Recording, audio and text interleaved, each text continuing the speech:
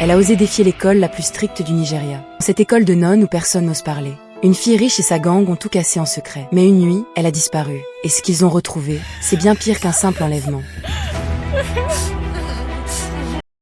Dans la ville silencieuse de Kadibia, se dressait une institution que tout le monde respectait et redoutait à la fois.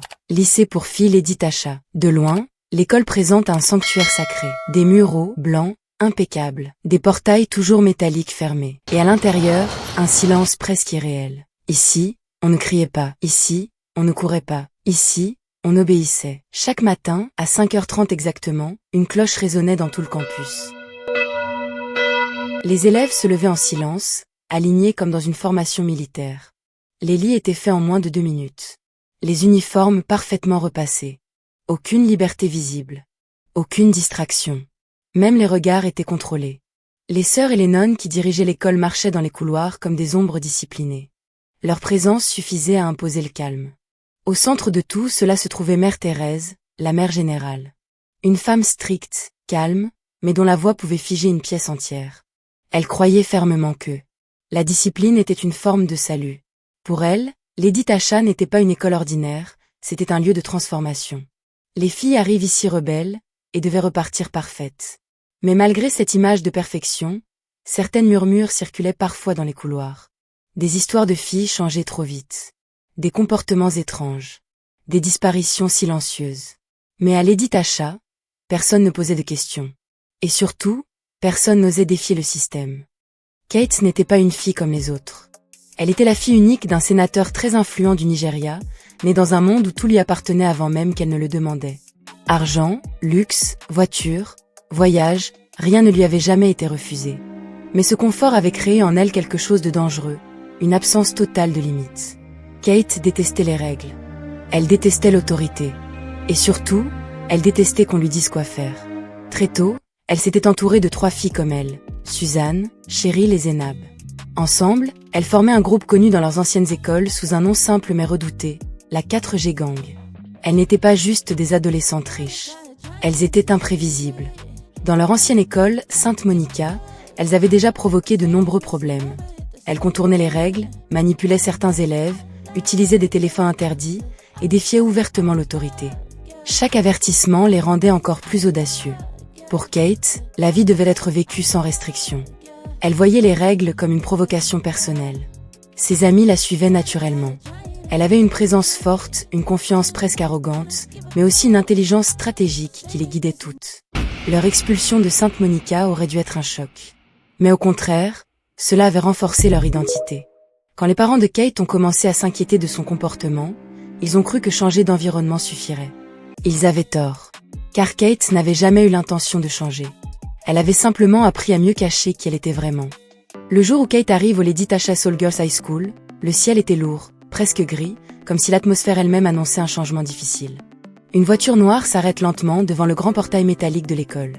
Le moteur s'éteint, et un silence étrange suivit immédiatement. Kate descendit sans hâte. Devant elle, l'école semblait imposante, presque écrasante. Les murs donnaient l'impression d'un endroit fermé sur lui-même. Les grilles noires, parfaitement entretenues, étaient fermées comme si rien ne devait entrer ni sortir librement. Sa mère posa une main sur son épaule. « Kate, ici, tu vas devenir une meilleure version de toi-même. » Mais Kate n'a répondu pas. Elle observait simplement les lieux avec un regard froid, distant, presque défiant. À l'intérieur du portail, tout était organisé avec une précision militaire. Des élèves marchaient en silence, en rang, les yeux baissés. Aucun rire. Aucun bruit inutile. Seulement des pas réguliers sur le sol propre et brillant. Une sœur s'approche pour les accueillir. Son regard était calme, mais pénétrant. « Bienvenue à Lady Tasha », dit-elle doucement. « Nous ne changeons pas les filles ici, nous les révélons. » Kate eut un léger sourire ironique. Dans sa tête, elle pense immédiatement. Révéler quoi? Une prison déguisée en école. En avançant dans le couloir principal, elle vit des règles affichées partout. Silence obligatoire, téléphone interdit, discipline permanente, respect absolu de l'autorité. Chaque mot renforçait son malaise, mais aussi sa curiosité. Quand ses parents repartirent, sa mère l'enlaça une dernière fois. Son père lui dit simplement « Fais-nous honneur ». Kate reste immobile. Puis, une fois seule dans le hall, elle murmura « Ils pensent m'avoir enfermée, mais ils ne savent pas à qui ils ont affaire. » Et à cet instant, quelque chose venait de commencer. Le monde silencieux d'E. Lady Tasha est approximativement égal à 250 mots. Les premiers jours à Lady Tasha furent un choc pour Kate. Tout était différent de ce qu'elle connaît. Ici, le bruit semblait interdit même dans l'air. Les couloirs étaient si silencieux qu'on entendait clairement chaque respiration, chaque pas, chaque mouvement de tissu. Les élèves ne parlaient presque jamais. Elles communiquaient par salutation ou par gestes discrets. Les têtes étaient toujours légèrement baissées, comme si lever les yeux était déjà une forme de désobéissance. Kate observait tout, sans participer. Dans sa chambre, tout était parfaitement rangé. Un lit simple, des draps blancs, une table vide. Aucun objet personnel. Aucun téléphone visible. Aucun signe d'individualité. Chaque matin, la routine était identique. Réveil à l'aube, prière, inspection des uniformes, puis cours disciplinés. Les sœurs enseignantes passaient dans les classes sans prévention. Leur présence suffisait à transformer l'atmosphère. Même les élèves les plus bavardes devenaient immédiatement silencieux. Kate, elle, refusait de s'adapter intérieurement. Elle jouait le rôle de l'élève correct en surface. Mais dans son esprit, elle observait, analysait et cherchait les failles. Elle respectait les horaires, les déplacements des surveillantes, les zones moins contrôlées, les moments de faiblesse dans la sécurité. Tout était trop parfait. Et pour Kate, rien de parfait n'était réellement sans faille. Un soir, alors que les lumières s'éteignaient dans le dortoir, elle resta éveillée, fixant le plafond. Dans le silence total, une seule pensée tournait dans sa tête. Il pense me contrôler, mais je vais comprendre comment ce système fonctionne. Et c'est à cet instant précis que Kate a commencé à changer de stratégie, pas à s'adapter. À Lady Tasha, le jour présentait une prison élégante, mais la nuit devenait un terrain d'opportunité. Kate ne perd pas de temps. Dès qu'elle comprit le fonctionnement de l'école, elle commença à chercher ses anciennes alliées. Et un soir, dans une zone reculée du jardin intérieur, les retrouvailles eurent lieu. Suzanne, Cheryl et Zénab étaient déjà là, cachés dans l'ombre des arbres. Aucun sourire inutile. Aucun cri. Juste un regard. Tout était compris sans parler. Kate s'avança et dit doucement. On ne va pas changer. On va s'adapter. C'est ainsi que la 4G gang renaît. Elles commencèrent par observer l'école en détail. Les horaires de surveillance, les patrouilles des sœurs, les zones moins fréquentées, les moments de fatigue du personnel. Chaque détail devenait une opportunité. Puis vint la première étape du plan, trouver une faille humaine. Cette faille prend la forme de Monsieur Steve, le gardien de sécurité. Un homme simple, discret, mais clairement influent. Au début, il refuse toute implication. Mais les filles avaient un avantage que l'école ne pouvait pas contrôler, l'argent. Petit à petit, les discussions changent. Les salutations ont changé. Les règles commencent à perdre leur force. Monsieur Steve est devenu leur point d'entrée vers un monde interdit. Grâce à lui, elles purent introduire clandestinement des téléphones, des chargeurs, des vêtements de sortie et des moyens de communication cachés. La 4G gang n'était plus seulement un groupe d'élèves rebelles. Elle devenait un système parallèle à l'intérieur même de Lady Tasha. Et personne, pas même l'école, ne s'en rendait encore compte. Au fil des semaines, Lady Tasha est devenue le théâtre de deux réalités complètement opposées. Le jour, tout semblait parfait. Les élèves assistaient aux cours dans un silence exemplaire, récitaient leurs leçons avec discipline et respectaient chaque règle imposée par les sœurs. Kate et ses amies avaient parfaitement joué ce rôle. Elles marchaient dans les couloirs avec la même posture que les autres, baissaient la tête au bon moment et répondaient correctement aux inspections. À l'extérieur, elles étaient invisibles, impeccables, irreproachables. Mais la nuit, tout changeait. Dès que les lumières s'éteignaient et que le silence devenait total, une autre vie commençait. Grâce à Monsieur Steve, la porte de la sécurité devenait une sortie secrète. Une à une, Kate et la 4G gang s'échappaient dans l'ombre, sans être vues. Elles rejoignaient des clubs privés, des fêtes discrètes organisées en ville, des lieux où l'argent ouvrait toutes les portes. Là-bas, elles n'étaient plus des élèves disciplinés, mais des filles libres, puissantes et incontrôlables. Téléphone interdit, musique forte, luxe, alcool, vêtements de marque, tout ce que Lady Tasha interdisait devenait leur réalité nocturne. Kate vivait cette double existence avec un sentiment de contrôle total. Elle pensait avoir trouvé l'équilibre parfait entre deux mondes. Mais plus le temps passait, plus cette double vie devenait dangereuse. Chaque sortie, chaque mensonge, chaque nuit volée créait un risque invisible. Et sans le savoir, elles suivront de déclencher quelque chose que même leur argent ne pourrait plus contrôler. Au début, Kate pensait maîtriser sa double vie. Elle avait l'impression d'être au-dessus des règles, au-dessus de l'école, et même au-dessus des conséquences. Mais quelque chose changeait en elle. Les nuits devaient être plus longues, plus intenses, et surtout plus dangereuses. Elle commençait à ressentir un vide étrange à chaque fois qu'elle revenait à Lady Tasha le matin. Le contraste entre le silence de l'école et le chaos de ses sorties la déstabilisait de plus en plus. C'est à ce moment-là qu'elle le rencontrait. Un homme plus âgé, riche, charismatique, avec une assurance qui attirait immédiatement son attention. Il ne lui parlait pas comme les autres. Il ne la jugeait pas. Il lui promettait quelque chose qu'elle n'avait jamais vraiment eu. Une liberté totale, sans règles, sans contrôle, sans école. Pour Kate, ces mots résonnaient comme une vérité. Petit à petit, elle a commencé à s'éloigner de la 4G gang. Elle ne voyageait plus les choses de la même manière. Lady Tasha lui semblait encore plus étouffante qu'avant. Les règles devenaient insupportables. Un soir, elle prend sa décision. Sans prévenir ses amis, sans réfléchir aux conséquences, elle choisit de partir avec lui. Quand Suzanne, Cheryl et Zénab essayèrent de la retenir, Kate resta froide. « Je ne reviendrai pas à cette vie, dit-elle.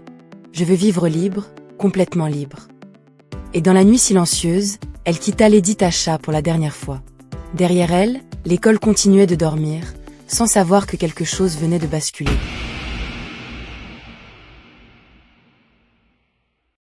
Les premières heures après le départ de Kate ne semblaient pas inquiétantes.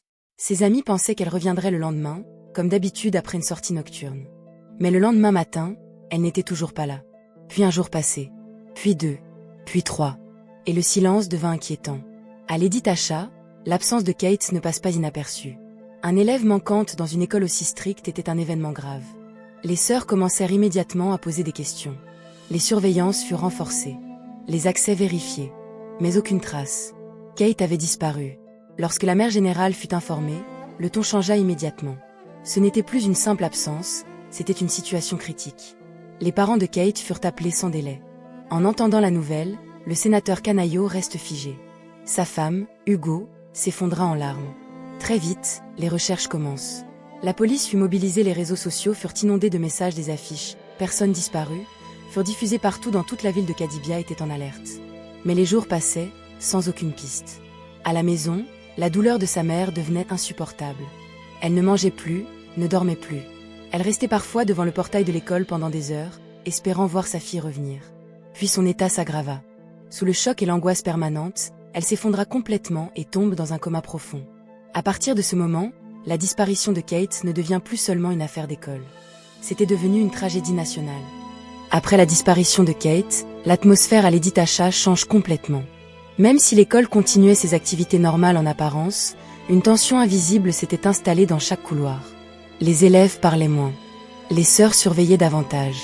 Et la nuit, le silence devenait presque oppressant. Très vite, des événements étranges commencèrent à se produire.